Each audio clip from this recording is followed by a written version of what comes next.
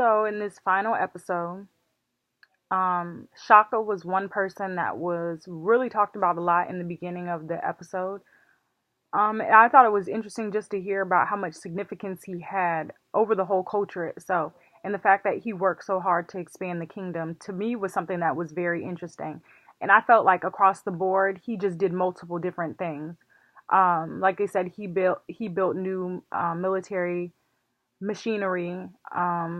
Like he just did a lot. He created new fighting. Was that him?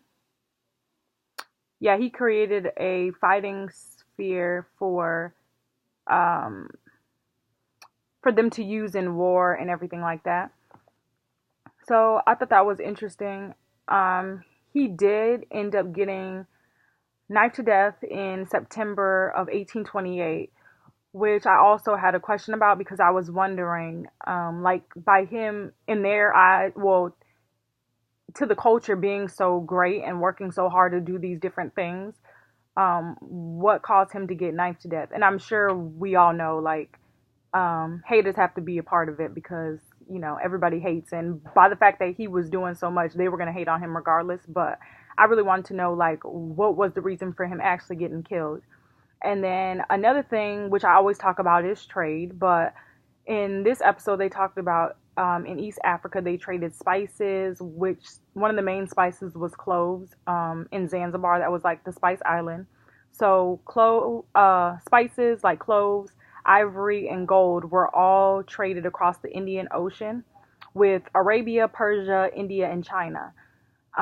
So I thought that was interesting. I feel like in every episode we learn about something that they're trading that's more significant to the area or where the people are living at.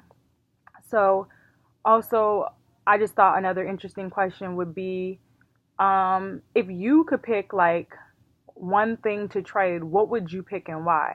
I feel like they have really, great choices. Like they chose gold, and that's something that holds such high value.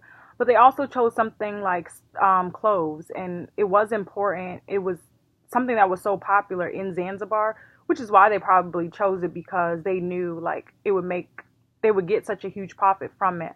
But I would love to know, like, what would be one thing that you guys would choose to trade, whether it be maybe like a spice like them or something that you can even think of that you know that would be necessary for living. So those are my few questions that I have for today.